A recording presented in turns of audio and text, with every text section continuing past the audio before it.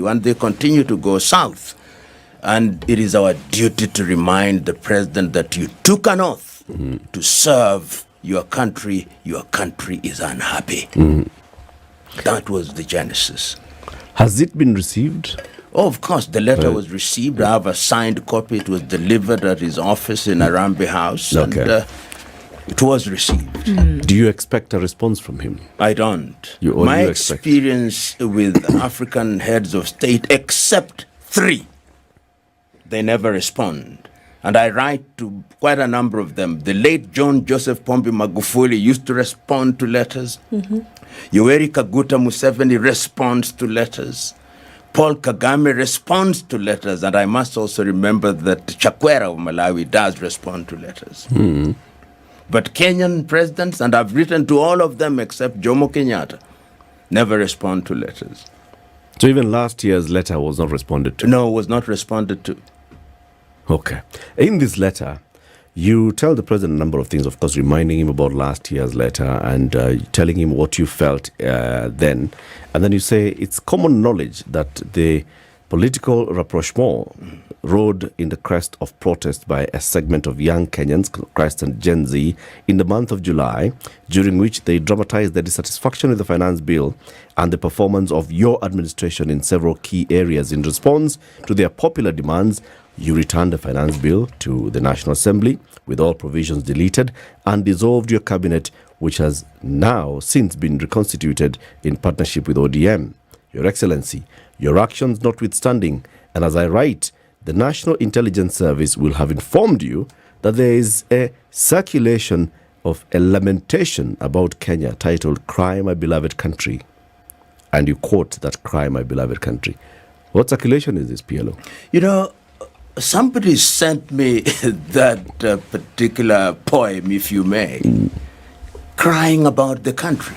And if you read that poem, the individual is listing a number of concerns. Yeah. This is our country where governors and others are looting. This is our country where things are not happening in the right way.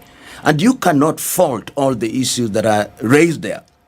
And the gentleman is saying, but even when this is happening, there appears to be no positive response. It is business as usual on the part of the political class. Look, for example, at the finance bill. Without precedent, there has never been in the history of any country that I know where the president, upon receiving a bill, returns it with all provisions deleted without recommendation as to what ought to happen. We are now back again. The finance bill will be back with a bang. Cabinet reconstituted. And the individuals whom we thought would leave cabinet are back there. And in fact, when they are being vetted, they tell us how much they have raised or made in the last 2 years.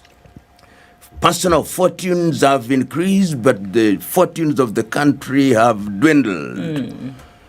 These are concerns, and yet we are not angry as Kenyans.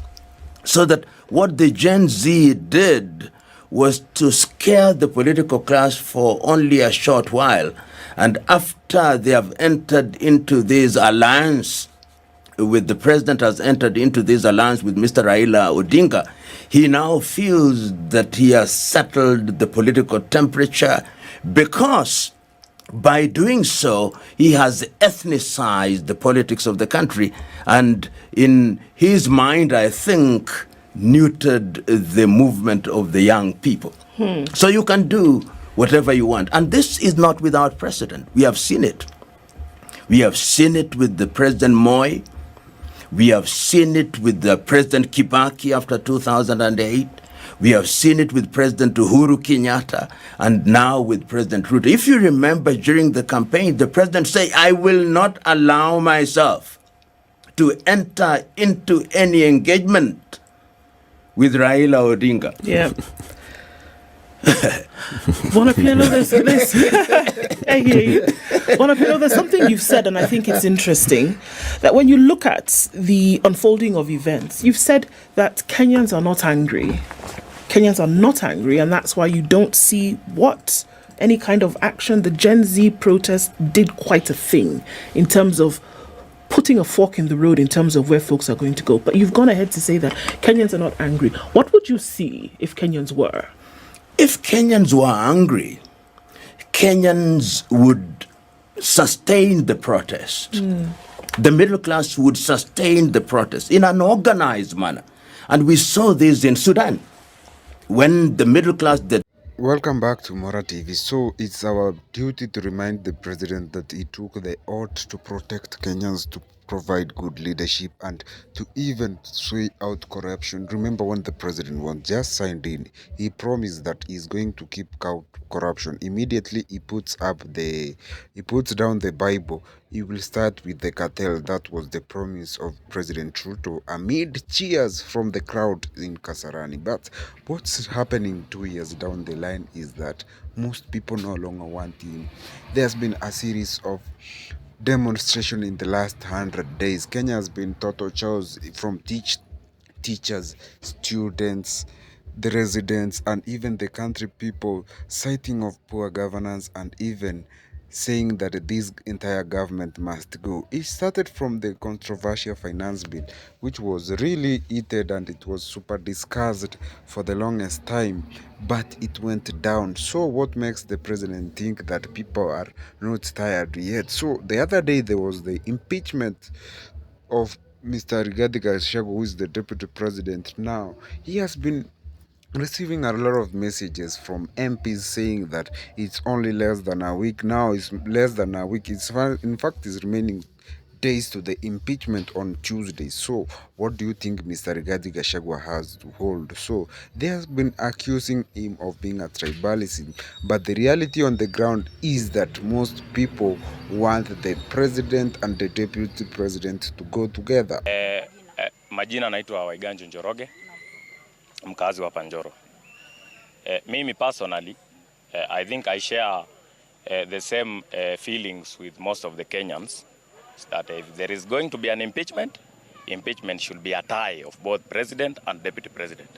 Whoever tabled that motion could have tabled a better motion by impeaching Ruto first, wangeenda pamoja na Gachagua very easily. Also, as a nation, current state of ours, we have more pressing matters. Like social health authority, new funding model of the universities, tuko na shift hapa hospitali, as you can see, it is just a mere scandal and a crime scene. Then saizi mnakuja mnatuletea hapa public participation, of which similar could have done kwa social health authority matters. Hiyo ingine ya JKIA, yes, the Adani deal could have been brought up, tuangalie kama sisi as Kenyans, do we agree with them?